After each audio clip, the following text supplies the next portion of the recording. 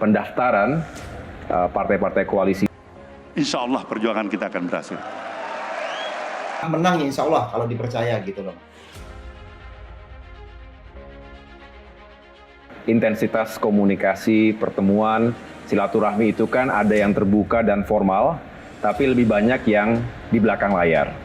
Dan ini juga yang terus menguatkan chemistry di antara kita. Harapannya semakin kita memahami satu sama lain, semakin mengedepankan visi besar bangsa, kepentingan bersama, dan berbagai aspek politik lainnya, mudah-mudahan terbuka ruang yang lebih baik ke depan.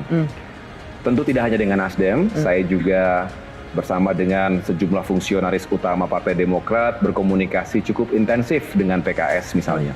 Spirit, semangat, keikhlasan hati, kejujuran kerja keras, etos yang kuat, ada dasar latif. Insya Allah perjuangan kita akan berhasil. Pak Surya Paloh misalnya pada saat pertemuan dengan Mas Ahaye juga berulang kali menyampaikan mendorong pemimpin muda ya. Kami sangat mengapresiasi beliau sebagai salah satu tokoh bangsa. Apalagi Pak Surya Paloh ini kan salah satu tokoh di balik kesuksesan dan kemenangan Pak SBY Mas di 2004 dan kemenangan Pak Jokowi di 2014. Ya mungkin bisa jadi tokoh di balik kemenangan Mas Ahaye dan Mas Anies mungkin di 2024 gitu ya kan. Bangunan menuju koalisi itu memang terus kita ikhtiarkan. Tetapi Mbak Sylvia, politik itu cair. Saat ini Agustus 2022 masih ada 1 tahun ke depan hingga pendaftaran partai-partai koalisi dan juga pasangan capres dan cawapres. So anything can happen. Dalam politik semuanya masih mungkin terjadi. Tetapi bolehlah kami punya niat, punya ikhtiar untuk juga membangun sebuah koalisi yang baik, yang bisa membawa perubahan dan perbaikan dan juga tentunya menghadirkan alternatif-alternatif yang diharapkan oleh rakyat. Harusnya kalian tanya pada kawan-kawan dari Demokrat, kalian tanya dari PKS. Kalian tahu karakter Nasdem ini. Dia mengajak kesetaraan kan. Dia menempatkan posisinya tidak lebih di atas dan tidak lebih di bawah. Ketua Umum Mas Ahaye, Ketua Umum Partai Demokrat, bahkan berulang kali Pak Surya Paloh lebih banyak mendengarkan, bahkan memotivasi dan mendorong Mas Ahaye ya maju dalam pilpres ini. Ya soal jadi atau tidak itu soal nanti. Yang penting beliau juga ingatkan, jangan ngoyo, biarkan aja ayo mengalir. Menang ya insya Allah kalau dipercaya gitu loh. Kira-kira seperti itu. Makanya butuh pertimbangan ya dan menghitung momentum kapan sebaiknya deklarasi atau penentuan koalisi dengan siapa ini kan juga penting Mas. Karena dalam politik momentum itu salah satu kunci kemenangan.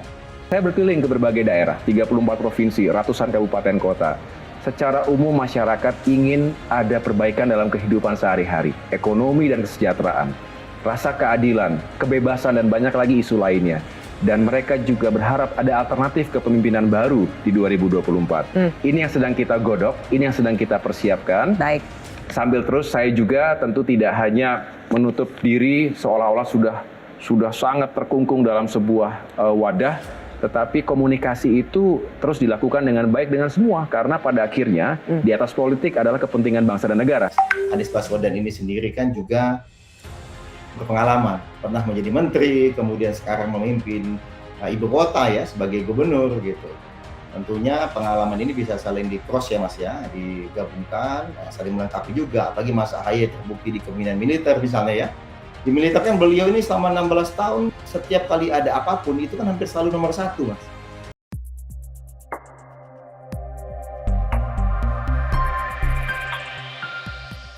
Wakil Ketua Umum Partai Nasdem, Ahmad Ali mengatakan bahwa komunikasi partainya dengan Partai Demokrat dan PKS lebih maju soal kemungkinan berkoalisi di Pilpres 2024.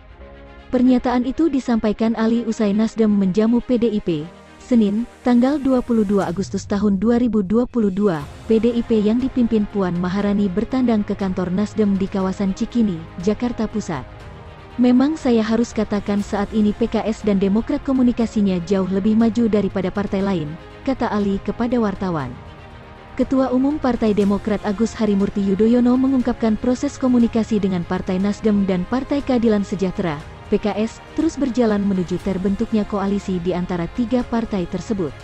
Ya, sebetulnya pertemuan terus dilakukan, tidak selalu terlihat di kamera, jadi lebih banyak yang tertutup dan secara parsial, kata AHY. AHY menerangkan tidak ingin menjalankan koalisi hanya pada sebatas formalitas dan dialektika publik saja. Namun, AHY ingin memenuhi sejumlah esensi yang menurutnya sesuai dengan kebutuhan masyarakat. Koalisi yang kami insya Allah akan terus bangun adalah yang bisa menghadirkan solusi-solusi terbaik untuk permasalahan hari ini dan ke depan, ungkapnya. Walau saat ini menjalani komunikasi intens dengan Nasdem dan PKS, namun Demokrat menyatakan bahwa pintu koalisi dengan partai lain masih terbuka. Sebetulnya Demokrat itu terbuka untuk berkomunikasi dengan semua parpol. Tetapi akhir-akhir ini memang kami juga cukup intens untuk berkomunikasi dengan PKS dan Nasdem. Ini sebagai bentuk upaya menjalankan sinergi dengan konteks membangun visi dan misi yang sama, ujar AHY. Partai Demokrat sudah menjalin silaturahmi politik dengan beberapa parpol, terutama dengan Partai Nasdem. Ketum Partai Demokrat Agus Harimurti Yudhoyono, AHY, terlihat sudah 3 kali bertemu dengan Ketum Partai Nasdem Surya Paloh. Apakah memang chemistry terkuat Demokrat akan berkoalisi dengan Nasdem? AHY dalam special election interview Metro TV mengungkapkan kedekatan Demokrat dengan Nasdem karena adanya intensitas pertemuan yang terbuka dan formal. Selain itu ada juga pertemuan di belakang layar. Intensitas komunikasi pertemuan, silaturahmi ada yang formal tapi lebih banyak yang di belakang layar dan ini yang terus menguatkan chemistry di antara kita, Demokrat dan Nasdem, ujar AHY. Selain dengan Nasdem, AHY juga mengaku ada kedekatan lebih dengan Partai Keadilan Sosial, PKS. Demokrat juga masih membuka peluang untuk berkoalisi dengan siapapun hingga pendaftaran partai-partai koalisi serta Capres dan Cawapres. Melihat ini, Direktur Lembaga Kajian Politik Nusakom Pratama Ari Junaidi menilai, koalisi antara Demokrat, Nasdem, dan PKS terbilang masuk akal. Justru, yang janggal adalah PKS yang semula hendak bergandengan dengan PKB, sebabnya, masa pendukung kedua partai sangat diametral.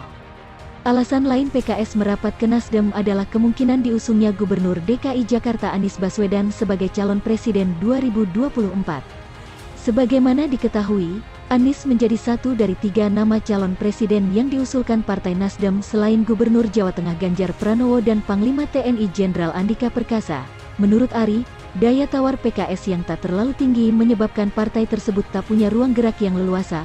Oleh karenanya, pilihan paling mungkin ialah merapat ke Nasdem dan Demokrat. Tentu pilihan yang paling realistis adalah bersatu dengan barisan Demokrat Nasdem, kata dosen Universitas Indonesia.